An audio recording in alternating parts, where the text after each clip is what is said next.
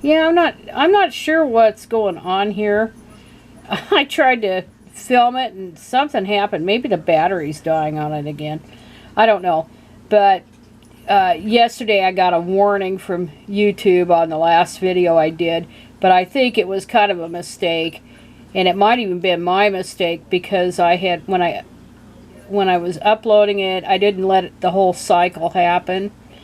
So when it was trying to do the checks, I exited out of it, so it may have just put that warning there and stuff before it was completely done. But I appealed it. But the video's still up. But anyway, today there's been a lot of... I just want to talk briefly. Hopefully this thing doesn't cut me off. It seemed like it tried to cut me off earlier. But the Biden administration's always got to peep up when there's something... And of course the Republicans, they always do this shit in election years. They do something that they think it's a winning issue. So like in Florida, that old DeSantis guy, he led in support this Parental Rights and Education Act. And it's a little bit draconian. I don't think parents should be able to sue over curriculum. I don't think that should be. But I do think that there should not be... I don't think there should be any gay straight clubs or queer straight clubs or any of that stuff talked about the clubs, and then any of this kind of controversial stuff discussed in sex ed classes, although you do have to have parental consent for those classes to begin with, or should.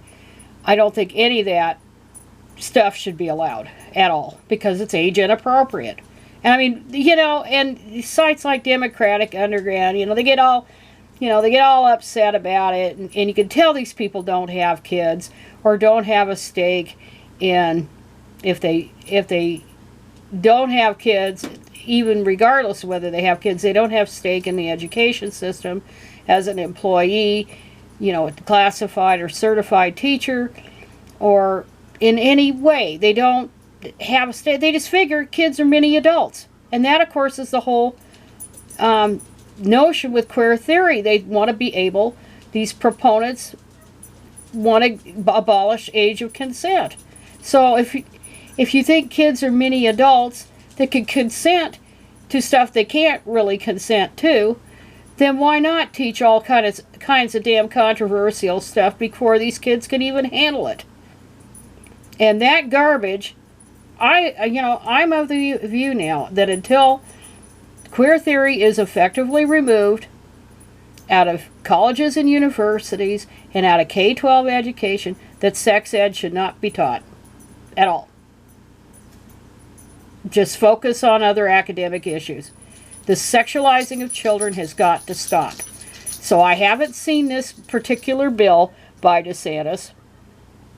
So I don't know the virtues or the vices of it, but I do know this crap should not be in the schools.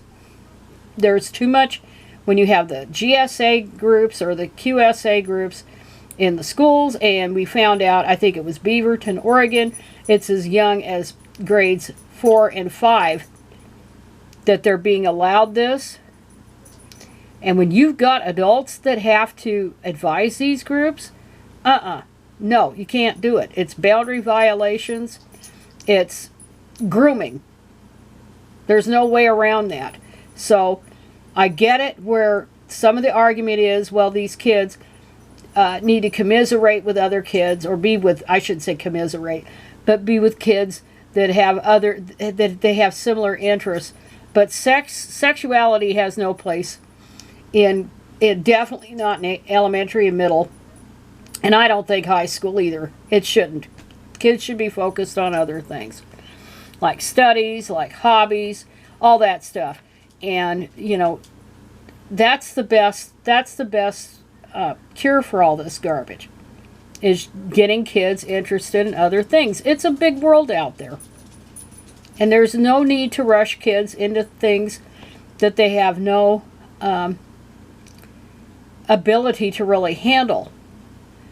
And then, of course, I think everybody's seen this story, and this is disturbing as hell. This was the other day, last week I think it was, but a young girl was charged with battery after she punched another girl 30 times in the head while other kids laughed and watched. And they show a clip of the video so you can actually watch this. And so that girl should be going to jail. I think her name ought to be made public, even though I think she's a 17-year-old. I think her parents should have their names public. A little shame would go a long way in this world. That's the problem with so much of what is going on now, that we're trying to destigmatize things that should be stigmatized. They should be ridiculed, stigmatized, people made pariahs out of, throw people in jail for aberrant stuff or dangerous stuff. Yeah, it's, if it's affecting other people, yes. And anyway, so it doesn't say what prompted this girl to attack this other girl. 10 Cent says there's a boy involved. That's about the only damn thing girls get mad at this day and age that would prompt him to do such a thing. But we're seeing more and more of this stuff because the kids were so fouled up with lockdown and stuff for the better part of last year, 2020 to 2021. And they've come back to school and they're just academically, and we were talking about it in my in-service class yesterday. Academically, the kids, yeah, they're a little behind, but they're getting back into it. But it's the social thing that they're just so fouled up. Oh my God. They're just, they were able to just do whatever they wanted at home and whatever, and then they come back and they can't do the things in school that they could do at home. And they're having a hell of a time adjusting. But this thing, hopefully, the victim, I would say that the victim and her family should probably sue the district. And they'll probably pay out pretty good. And anyway, what else do I want to say about that? Well, no doubt they will sue and they will do it. But the thing that gets you, well, the teacher, it looked like a woman teacher. And you can't see her whole body. You just see her arms. But she didn't seem to be very effective in breaking the kids up. The problem is with that argument that they say, that teacher should be fired because it didn't get in the middle of that and break them up. You can't. The thing is, teachers are really limited on what they can do. They can't really even touch kids. They can't touch kids when there's an altercation. Unless they're trained in CPI and they know how to do restraints. And that woman did not look to be what you could tell of her. And she might have even been a substitute. I don't know. But she didn't look like she was very tall. She probably was smaller than the assailant. But you're really limited as a teacher, as a staff member, on touching kids. And this is a thing a lot of people don't get. That you can't just step in there and break up a fight. I mean, not only because you might get hurt, but because you got to worry about being sued because you touched the kid. So teachers are in between a rock and a hard place when they get involved in these kind of altercations. And then speaking of lawsuits, my former district, which was Washoe County School District, they had to cough up $4.4 million to the father and of a special needs kid. The special needs kid was allegedly bullied and tormented on the bus for over a period of 6 months. And on these special ed buses, typically, always, they have staff on the bus, not just the bus driver, but staff to make sure that the kids are, not just behaving, but so they can load and unload the kids when they get off the bus, that they're there. But apparently, that person fell down on the job and didn't do his or her job, and that person was let go. But yeah, they had to cough up all that money. So, And, you know, a lot of times these suits are not, have no merit, because pretty much anybody can file a suit. And when you sue a school district, you're suing, what it is, it's an insurance claim.